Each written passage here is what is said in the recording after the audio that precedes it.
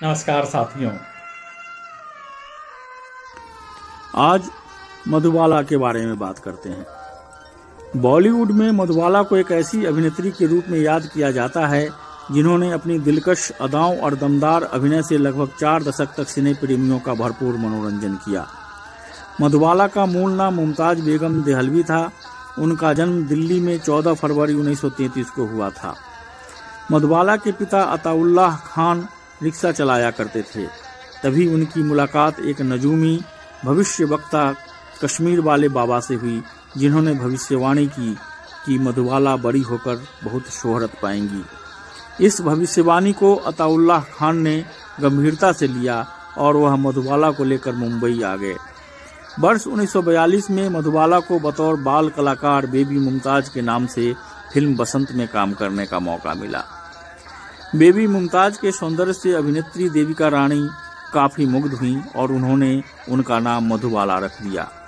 उन्होंने मधुबाला से बॉम्बे टॉकीज की फिल्म ज्वार भाटा में दिलीप कुमार के साथ काम करने की पेशकश भी कर दी, लेकिन मधुबाला उस फिल्म में किसी कारणवश काम नहीं कर सकी।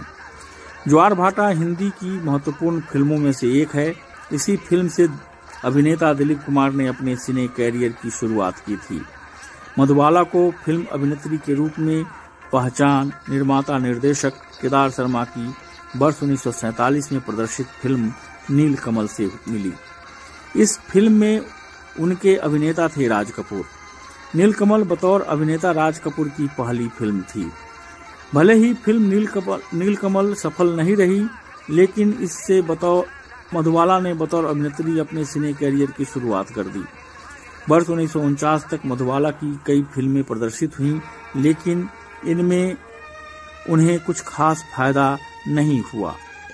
वर्ष 1949 में बॉम्बे टॉकीज के बैनर तले बनी निर्माता अशोक कुमार की फिल्म महल मधुबाला के सिने कैरियर में महत्वपूर्ण फिल्म साबित हुई। रहस्य और रोमांच से भरपूर यह फिल्म सुपरहिट रही और इसी के साथ बॉलीवुड में हॉरर और सस्पेंस फिल्मों के निर्माण का सिलसिला चल पड़ा। वर्ष 1950 से 1957 तक का वक्त मधुबाला के सिने कैरियर के लिए बुरा साबित हुआ।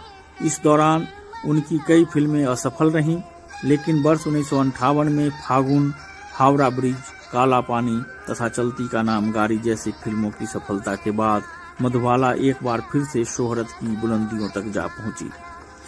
फिल्म हावड़ा ब्रिज में मधुबाला ने क्लब डांसर की सटीक भूमिका अदा करके दर्शकों का मन मोह लिया।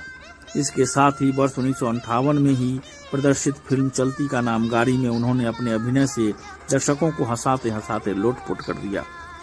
मधुबाला के सिने कैरियर में उनकी जोड़ी अभिनेता दिलीप कुमार के साथ काफी पसंद की गई। फिल्म तराना के निर्माण के दौरान मधुबाला दिलीप कुमार से मोहब्बत करने लगी। उन्होंने अपने ड्रेस डिजाइनर को गुलाब का फूल और एक खत देकर दिलीप कुमार के पास इस संदेश के साथ भेजा कि यदि वह भी उनसे प्यार करते हैं तो इसे अपने पास रख लें। दिलीप कुमार ने फूल और खत दोनों को सहर्ष स्वीकार कर लिया। बी.आर. चोपड़ा की फिल्म नया दौर में पहले दिलीप कुमार के साथ नायिका की भूमिका के लिए मधुबाला का चयन किया गया और मुंबई में ही इस फिल्म की शूटिंग की जानी थी, लेकिन बाद में फिल्म के निर्माता को लगा कि इसकी शूटिंग भोपाल में भी जरूरी है।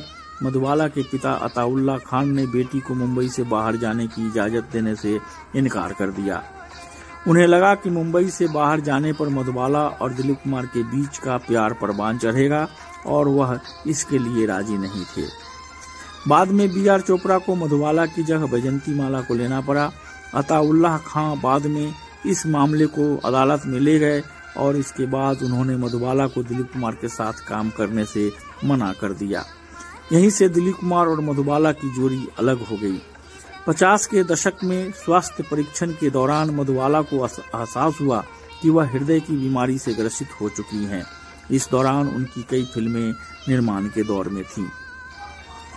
मधुबाला को लगा कि यदि उनकी बीमारी के बारे में फिल्म इंडस्ट्री को पता चल जाएगा तो इससे फिल्म निर्माता को नुकसान होगा, इसलिए उन्होंने यह बात किसी को नहीं बताई।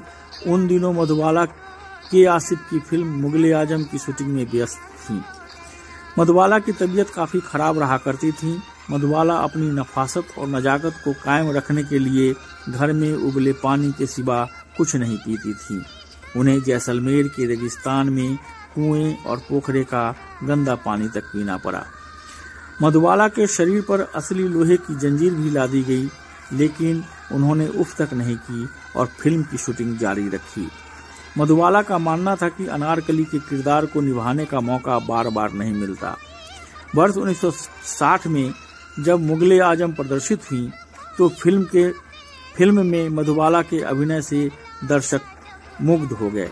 हालांकि बदकिस्मती से इस फिल्म के लिए मधुबाला को सर्वश्रेष्ठ अभिनेत्री का फिल्म फेयर पुरस्कार नहीं मिला, लेकिन सिने दर्शक आज भी ऐसा मानते हैं कि मधुबाला उस वर्ष फिल्म फेयर पुरस्कार की हकदार थी। 60 के दशक में मधुबाला ने फिल्मों में काम करना काफी कम कर दिया था। चलती का नाम गाड़ी और झुमरू के निर्माण के दौरान ही मधुबाला किशोर कुमार से काफी करीब आ गई थी। मधुबाला के पिता ने किशोर कुमार को सूचित किया कि मधुबाला इलाज के लिए लंदन जा रही है और वहां से लौटने के बाद ही उनसे शादी कर पाएंगी। लेकिन मधुबाला को एहसास हुआ कि शायद लंदन में ऑपरेशन के बाद वह जिंदा नहीं रह पाए और यह बात उन्होंने किशोर कुमार को बताई। इसके बाद मधुबाला की इच्छा पूरी करने के लिए किशोर कुमार ने मधुबाला से शादी कर ली। शादी के बाद मधुबाला की तबीयत और ज्यादा खराब रहने लगी। हालांकि इस बीच उनकी passport, Jhumru, boyfriend, half ticket और शराबी जैसी कुछ फिल्में प्रदर्शित हुईं। वर्ष 1964 में एक बार फिर से मधुबाला ने फिल्म इंडस्ट्री की ओर रुख किया, लेकिन फिल्म चालाक के पहले दिन की शूटिंग में मधुबाला बेहोश हो गईं और बाद में यह फिल्म बंद कर देनी पड़ी। अपनी दिलकश अदाओं से दर्शकों के दिल में खास पहचान बनाने वाली मधुबाला 23 फरवरी 1969 को इस दुनिया को विदा कह गईं। तो दोस्तों, आज के लिए बस इतना ही। जल्दी फिर मिलेंगे एक नए वीडियो के साथ। तब तक मुझे विदा दीजिए। और हाँ, अगर आपने मेरे इस चैनल को अभी तक सब्सक्राइब नहीं किया है तो सब्सक्राइब कीजिए, लाइक कीजिए।